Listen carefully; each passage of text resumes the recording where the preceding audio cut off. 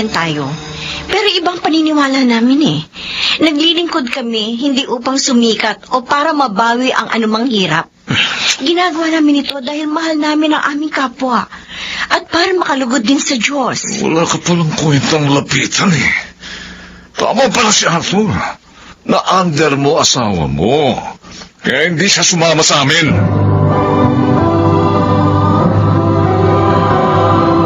Handog ng DZRH ang tula sa kanyang panahon.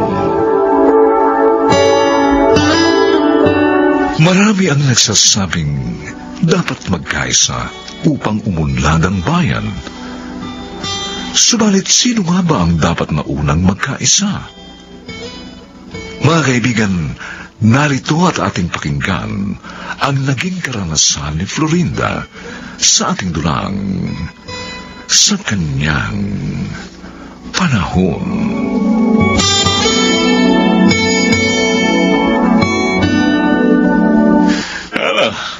Okay ba ang dinner natin, Emil? Arthur?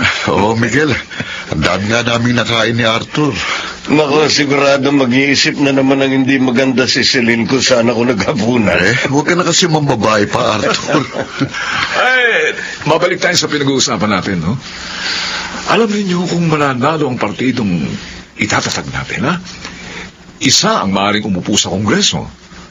At maaari pa maging dalawa yun, o tatlo. Depende sa dami ng botong makukuha natin, ha? Parang maganda yan, Miguel, ah. Magiging kongresista tayo. Oh, talaga maganda. Kaya nga kayong dalawa ni Emil ang una kong niyaya dito.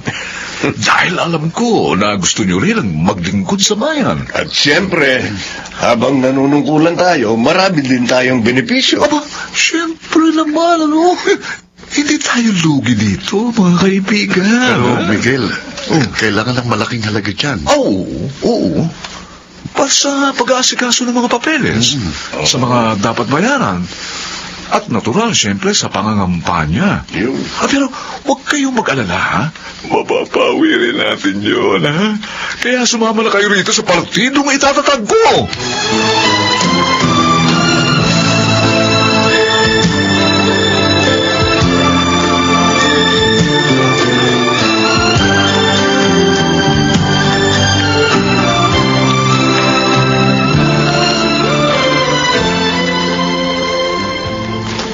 Heto nang hinihingi mong tsaa, Emil.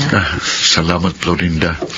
Next week nga pala, tuloy ng medical mission natin sa bayan ng classmate kong si Gladys. Handa na raw ang lahat doon, sabi niya. Okay, hindi na ako kukuha ng appointment sa araw na yon. Mabalik tayo sa ikinuwento ko sa'yo na alok ni Miguel sa amin. Yung tungkol sa party list, ano palagay mo dun? Alam mo kasi, para sa akin, hindi lang naman sa pamamagitan ng pag-upo sa gobyerno, makapaglilingkod sa bayan. Maaaring gawin yun ng tao sa iba't ibang paraan. Naisip ko rin yan. Tulad nitong pagsama sa mga medical mission, isang uri ito ng paglilingkod sa bayan. Tama. Pagtulong at paglilingkod din ang panggagamot natin dito sa murang halaga. Pareho talaga tayo nung iniisip. Mabuti pa sabihin ko na kay Miguel habang maaga na hindi ako makakasama sa partidong gusto niyang itatag.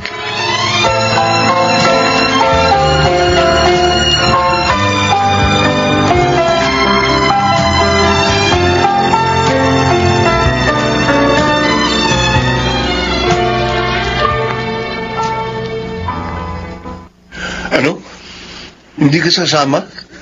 Bakit naman? Pinipigilan ka ba ni Florinda? Hindi, Arthur. Nag-usap kami ng maayos. Pinag-isipan namin ang mga bagay-bagay at napagkaisahan namin na huwag na lang sumama. Bakit nga? Dahil nakapaglilingkod naman kami sa pamamagitan ng aming mga pagsama sa mga medical mission at panggagamot sa murang halaga. Tumutulong din kami sa isang grupo na nagbibigay ng free online consultation. Pero, parang Emil, mas maganda kung magiging congressman ka. Yung perang inilalabas natin sa paglilingkod, babalik din sa atin. At may tubo pa. Hindi pala tunay ang paglilingkod na hanggang niya. Ano? Arthur, Pahayag ka na. pasensya na ha. Ha? Pero buo ng pasya namin. Hindi na kami sasama.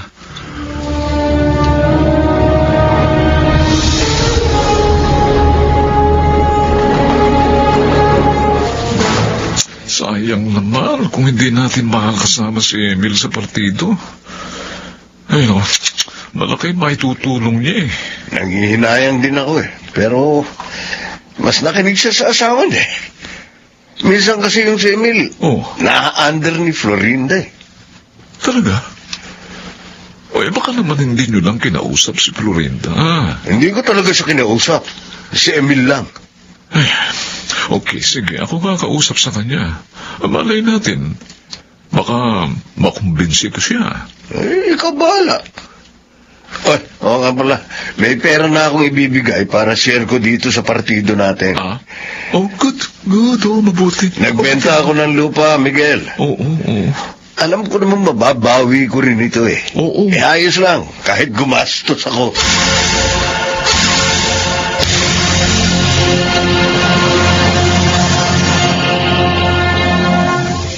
Oh, napasyal ka, Miguel. Oo. May sadya kasi ko. Wala si Emil eh. Kumuha ng gamot na ipamamahagi namin sa medical mission namin. Okay. Pero actually, ikaw talaga sadya ko. Ako? Yes. Bakit? Ano ba may paglilingkod ko? Eh, si Emil kasi, umayaw lang sumama sa partido namin. Nabanggit nga niya sa akin ang tungkol doon. Ganun ba? At napagkaisahan nga namin na wag na rin siyang sumama. Kasi malaking gastos yun eh. Naku, sayang naman, Florinda. Kasi, actually, babalik din sa inyo yun eh. Higit pa roon. Eh, kung magiging matalino lang siya at mahusay dumiskarte. Eh, pero, dahil umurong na siya, naisip ko na, ikaw na lang ang alukin. Ako? Oo. Miguel, hindi ako interesado sa kahit anong posisyon sa gobyerno. Naku, sayang naman, sayang. Isa ka pa namang mahusay na doktora. Masaya na ako sa paglilingkod na ginagawa ko para sa aking kapwa. Sa pamamagitan ng aking panggagamot. Eh, pero, ayaw mo bang maging sikat? Anong malay mo, baka maging presidente ka rin ng Pilipinas balang araw. Ha? Qualified ka eh. Tulad ng mga unang babaeng naging pangulo natin. Pasensya na. Iba na lang ang alukin mo. Florinda naman, paano namang hindi tayo magkakaibigan eh? Magkakaibigan nga tayo. Pero iba ang paniniwala namin eh. Naglilingkod kami, hindi upang sumikat o para mabawi ang anumang hirap. Ginagawa namin ito dahil mahal namin ang aming kapwa. At para makalugod din sa Diyos. Oh my. Wala ka pang kwentang lapitan eh. Tama pala si Arthur, under mo asawa mo, kaya hindi siya sumama sa amin.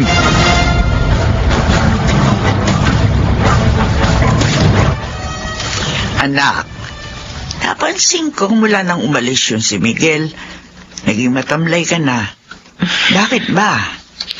Nasaktan lang po ako sa mga sinabi niya. Ay, bakit? Ano ba sadya ng taong yon? Hinihimok po niya ako na pumalit kay Emil sa partido nila.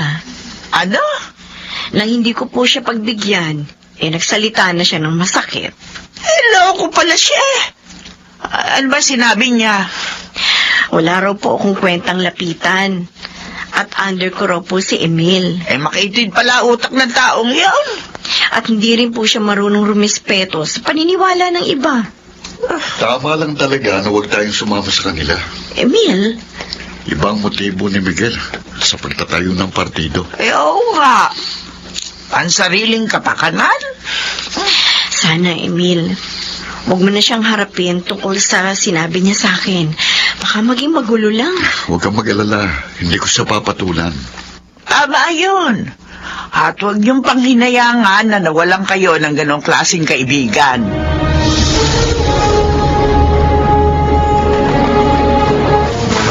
Arthur! Oh, Bakit binenta mo ang lupa nang hindi man lang sinabi sa akin? Kailangan ko na kasi ng pera. Kaya minadali ko na. Saka lupa ko naman yun ha. Anong problema? Bakit ka ba ganyan magsalita? Samantalang ako, lagi kitang kinukonsulta sa bawat desisyon ko. Bakit? May babae ka? Tigilan mo na nga yung pagseselos mo. Wala akong babae. Kung ganon, saan mo ginamit ang pera? Sa partido namin. Tatakbo kong kongresista ng party list. O ano? Okay ka na?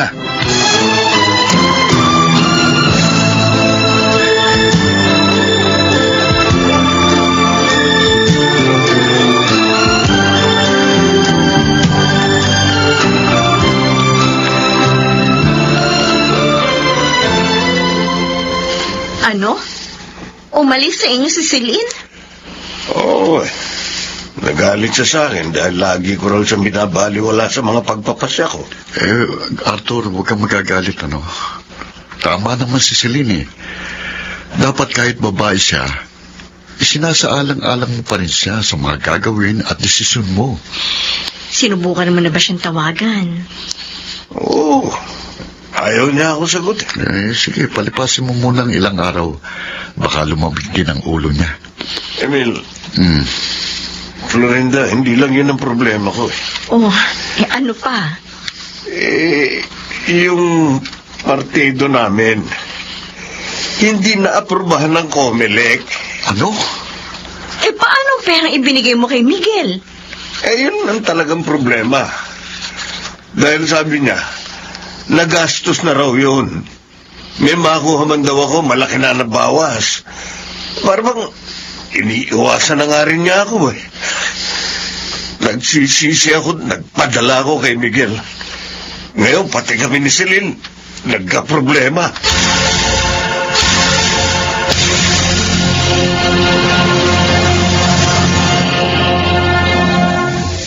Tungkol ba kay Arthur? Kaya ka nakipagkita sa akin dito sa restaurant, Florinda? Oo, Celine. Maawa ka na kay Arthur. Patawarin mo na siya. Ang dami niya ng problema ngayon. Mas kailangan ka niya. Mabuti sa kanya yon para matuto siya ng leksyon.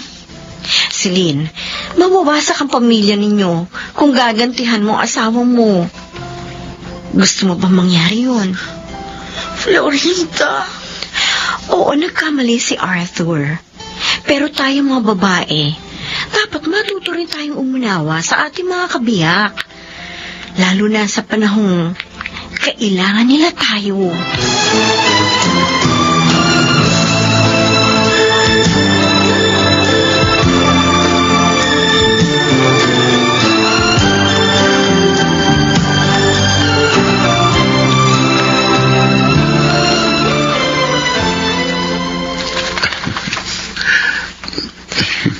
Oh, bakit nakangiti ka dyan, mister? Masaya lang ako. Abot-abot kasing pasasalamat sa'yo ni Arthur. Dahil napagkasundo mo sila ni Celine. Buti nga nakinig siya sa akin eh. Ang swerte ko talaga sa'yo. Hindi ka lang mabuting ilaw ng tahanan. Ilaw ka rin ang puso at isipan ko. Na gumagabay sa mga pagpapasya ko.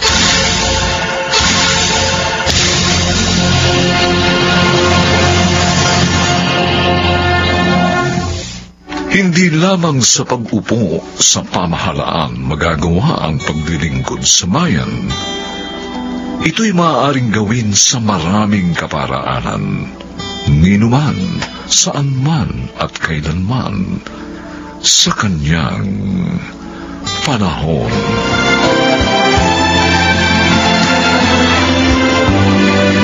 Mga nagsiganap, Chiquit del Carmen Amor, Phil Cruz, Susan Robles, Rosana Villegas, Lionel Benjamin at ang inyong lingkod. Special Sound Effects Jerry Mutia. Technical Supervision Eric Lucero at Bong Buyar. Musical Scoring Buboy Sanoga.